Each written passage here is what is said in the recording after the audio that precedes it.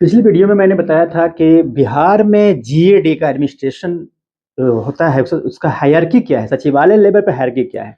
कभी कभी क्वेश्चन पूछ लिया जाता है कि आपकी जब नियुक्ति एसडीसी के रूप में होगी तो आप कहाँ काम करेंगे, है ना। तो जाहिर है कि आप जिले में काम करेंगे और अनुमंडल लेवल पर आपको पोस्टिंग की जाएगी। तो कहता है कि भाई जिला लेवल पर प्रशासनिक व्यवस्था किस प्रकार की है, हायरार्की किस प्रकार की है, तो आपको वहाँ पर इसकी जानकारी होनी चाहिए। आइए हम लोग देखते हैं कि जिला लेवल पर हायरार्की किस प्रकार की है और कौन कौन सा पद वहां पर है जो अलग अलग सेवाओं के लिए काम करते हैं। चूंकि बिहार में टोटल वर्तमान समय 48 डिपार्टमेंट्स हैं। इस 48 डिपार्टमेंट्स में आपको सारे डिपार्टमेंट्स का कोऑर्डिनेटर डीएम होते हैं, जिला अधिकारी होते हैं। डीएम डिस्ट्रिक्ट मजिस्ट्रेट और इन्हें कलेक्टर भी कहा जाता है, क्योंकि रेवेन्यू कलेक्शन का अधिकार इन्हीं के पास है जिला में। और ये अंग्रेजों के समय से ही कलेक्टर का पद सर्वाधिक महत्वपूर्ण पद माना जाता है। और बिहार में टोटल 38 जिले हैं, तो 38 जिले में एक एक कलेक्टर होते हैं, 38 कलेक्टर, 38 डिस्ट्रिक्ट मजिस्ट्रेट होते हैं। उनको कहीं कहीं डीसी भी कहा जाता है ना, डीसी भी कहा जाता है। जैसे कमिश्नर प्रमंडल में होते हैं और जिले में डीसी होते हैं, डिप्टी कमिश्नर। लेकिन यहाँ हमारे यहाँ जो प्रचलित व्यवस्था है उसमें डीएम या कलेक्टर, और डीएम को सहायता करने के लिए एडीएम होते हैं, एडिशनल डिस्ट्रिक्ट मजिस्ट्रेट। ये अलग अलग होते हैं, एडीएम अलग अलग होते हैं। जैसे आपदा के एडीएम अलग होंगे, पीजीआरओ का अलग होंगे, है ना, रेवेन्यू के एडीएम अलग होंगे, लॉ एंड ऑर्डर के एडीएम अलग होंगे। मतलब अलग अलग एडीएम होते हैं। खास करके जो बड़े जिले होते हैं वहां पर एडीएम की संख्या 2, 4, 5 इस तरह से होती है। छोटे जिले में 1 या 2 एडीएम से भी काम चल जाता है। और जो एक एसी होता है ना, कलेक्टर के नीचे असिस्टेंट कलेक्टर। कभी कभी जो आईएएस लोग आते हैं और एसडीएम से उनका जब आगे प्रमोशन होता है जिलों में या ट्रेनिंग पीरियड में, उनको असिस्टेंट कलेक्टर के रूप में ट्रेनिंग दी जाती है। तो ये असिस्टेंट कलेक्टर बेसिकली रेवेन्यू को देखते हैं, है ना, राजस्व को देखते हैं। और अगर कोई इस तरह से अगर आईएएस यहाँ नहीं हो तो फिर एडीएम ही एसी के रूप में काम करते हैं और वो रेवेन्यू को, है ना, मॉनिटरिंग करते हैं behalf of district magistrate collector. और यहीं पर विकास को देखने, डेवलपमेंट को देखने के लिए डीडीसी, डिप्टी डेवलपमेंट कमिश्नर, उप विकास आयुक्त, इनको हिंदी में आप उप विकास आयुक्त कहा जाता है, डीडीसी। जो बेसिकली इनका काम होता है डीआरडीएस है ना, डिस्ट्रिक्ट रूरल डेवलपमेंट अथॉरिटी, ठीक है, में ये इनका एक मेन काम होता है, उनका यही होते हैं उसके हेड। चलिए, जिला लेवल पर आपका मेन पद हो गया डीएम और एडीएम एंड डीडीसी। और इन लोगों को सहायता देने के लिए अलग अलग डिपार्टमेंट में अलग अलग ऑफिसर्स भी होते हैं। जैसे परिवहन विभाग में डीटीओ, है ना, डिस्ट्रिक्ट ट्रांसपोर्ट ऑफिसर, यहीं पर होते हैं डिस्ट्रिक्ट, ठीक है ना, पंचायती राज ऑफिसर, यहाँ होते हैं district welfare officer, district public grievance redressal officer, district minority welfare officers. ये इस तरह से बहुत सारे यहाँ पर पदाधिकारी होते हैं। यहीं पर होते हैं डिस्ट्रिक्ट सब रजिस्ट्रार, जिला अवर निबंधक। ये सारे पोस्ट जिला लेवल पर है।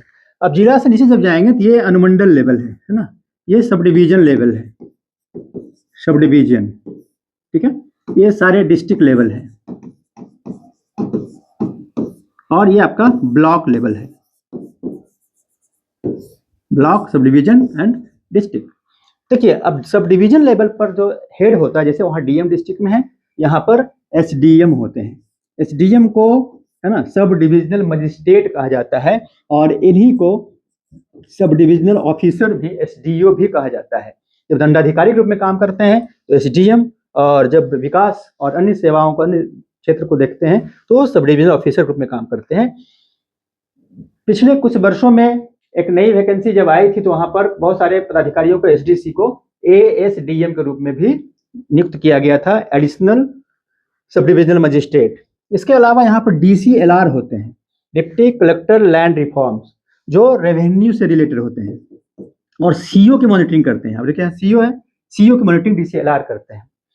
इसके अलावा है, जैसे यहाँ पर डिस्ट्रिक्ट पीजीआरओ यहाँ पर था, देख रहे हैं आप, उसी तरह से यहाँ पर, है ना, sub divisional public grievance redressal officer, SPGRO यहाँ पर होते हैं। जैसे यहाँ पर डिस्ट्रिक्ट सब रजिस्ट्रार होते हैं, वहाँ पर सब रजिस्ट्रार यहाँ पर होता है ना, सब रजिस्ट्रार, अवर निबंधक। इसके अलावा सब डिविजनल वेलफेयर ऑफिसर भी होते हैं, सब डिविजनल एग्रीकल्चर ऑफिसर भी होते हैं। मतलब अलग अलग पद यहाँ पर सब डिवीजन में इस तरह से होता है। और ये सारे ऑफिसर्स की मॉनिटरिंग डीएम या कलेक्टर के द्वारा की जाती है। आइए हम लोग सब डिवीजन नीचे ब्लॉक में आते हैं।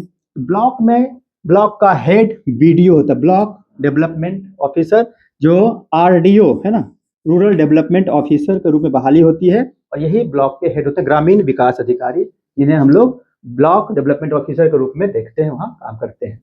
दूसरा है जो रेवेन्यू के क्षेत्र है, ये ब्लॉक डेवलपमेंट ऑफिसर डेवलपमेंट से जुड़े हुए हैं। रेवेन्यू दूसरा महत्वपूर्ण पार्ट होता है एडमिनिस्ट्रेशन का, अंचल अधिकारी, सर्किल ऑफिसर, सीओ। और यहाँ देखिए अभी जो बहाली होती है उसमें आरओ ग्रुप में हो रही है, revenue officer direct, revenue officer और सीओ दोनों यहाँ पर काम करते हैं। दोनों काम अपना बटा हुआ रहता है, और बेसिकली आरओ के ऊपर में सीओ काम करते हैं। ठीक है।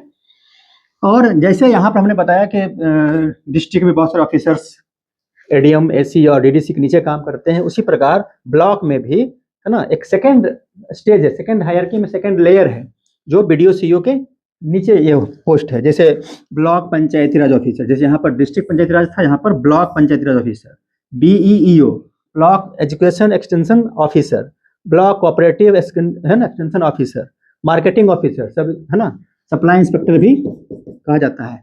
इसके अलावा सीडीपीओ है ना, सीडीपीओ तो child development and project officer, तो सीडीपीओ, ये अलग अलग पद इस प्रकार से ब्लॉक लेवल पर है। और ये आपको ध्यान रखना है, जब कभी पूछा जाए तो district level, sub division level and block level पर आपको चर्चा करनी है। इसके नीचे फिर वार्ड है, विलेज है, जिसका एडमिनिस्ट्रेशन अलग तरीके से होता है, इस पर हम लोग अलग से चर्चा करेंगे।